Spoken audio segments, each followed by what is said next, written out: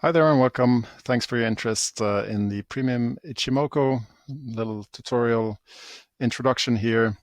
First, talk about the different plots that are displayed with this indicator, how they're calculated, and along the way, show you different ways of how you may use this in trading setups. So the indicator was developed by Goichi Hosada, who published a book about it back in 1969. Often used in forex trading, and if you're not familiar with this, can look a bit much at first glance. What we have here is basically a momentum indicator in 5 time frames. That's the easiest way to get your head around it. The most characteristic feature here is the cloud, the Kumu, that projects forwards. We'll get back to that in a little bit. I'll just go through all the 5 time frames so that we have all the elements available to us here. So the one that follows price the closest, the fastest, is the Tenkan-sen. It's calculated using a 9-period high, adding a 9-period low, dividing that by 2. It's basically the same as a Dungeon channel midline when applied to a 9-bar period. And then we have the Kijun-sen, applying the same formula on a 26 period. And the relationship between these two is similar to a fast and a slow moving average. The 9 and 26 periods are also the same that is used for calculating the MACD.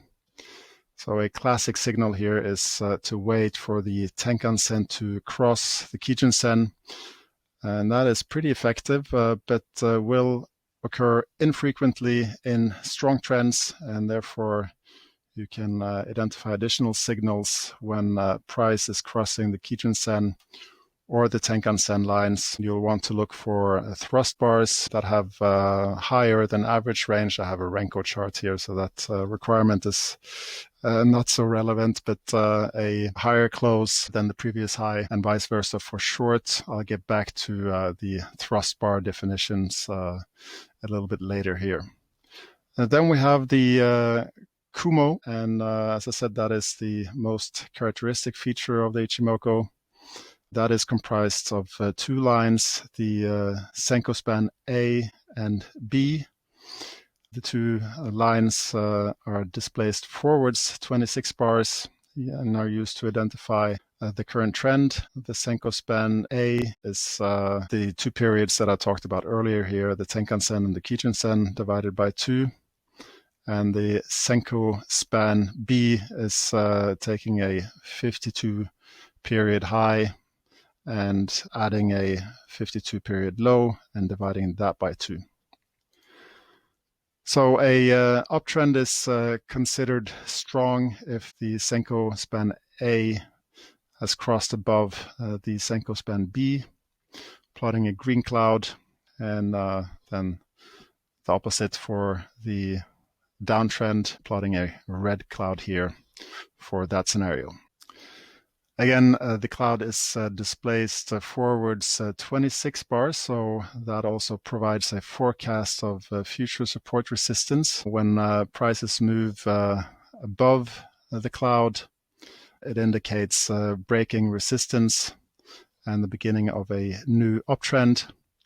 And if we approach the cloud here but see rejection, that can indicate support.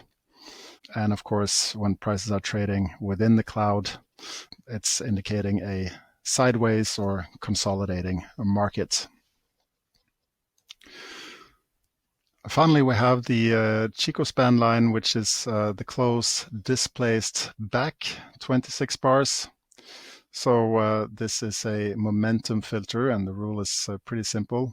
The Chico span has to be on your side. If you take a long position, Chico span should be above where the price was 26 bars ago.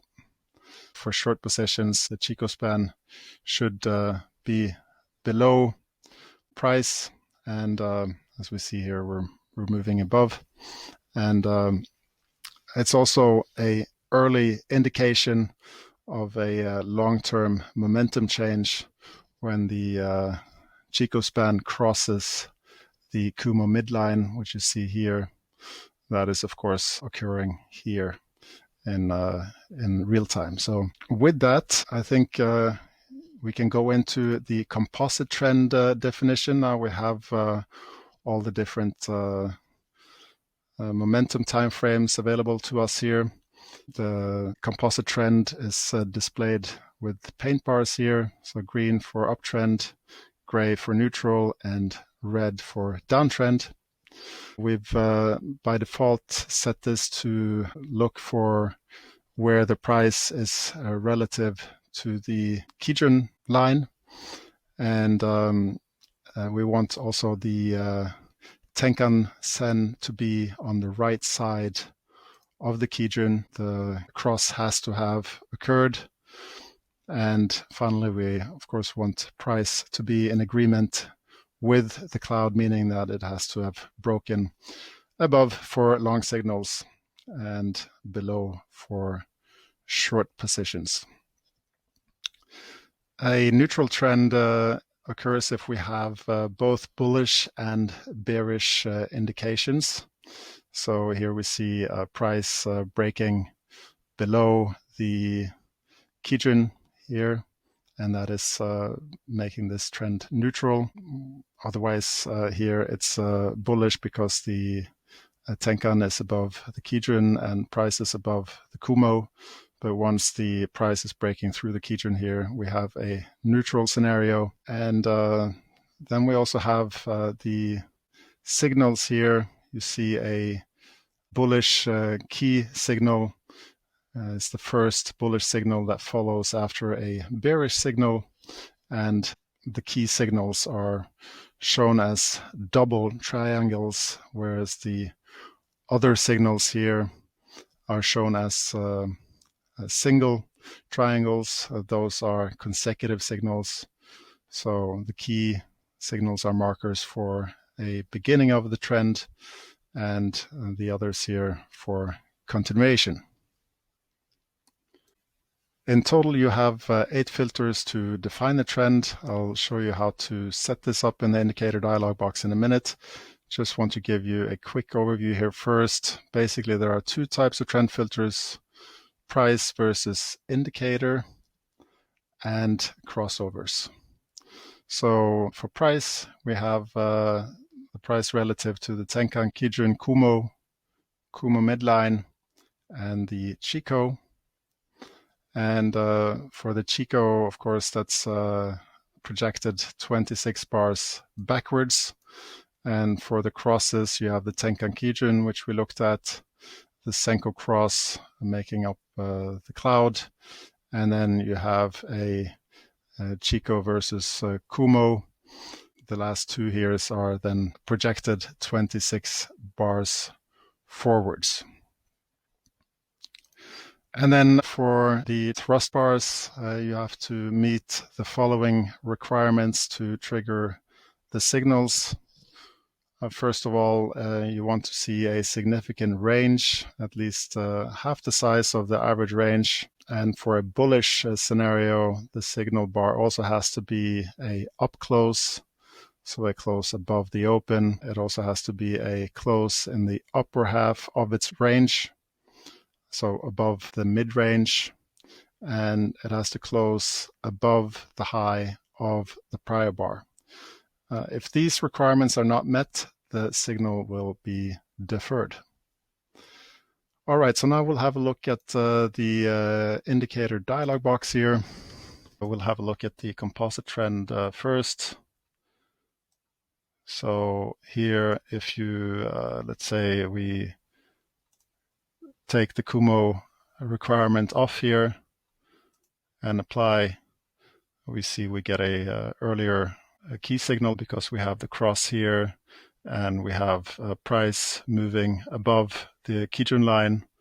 However, you also see this noise signal over here. So for default, we have these 3 filters activated, and then you have also the option of using different input parameters here.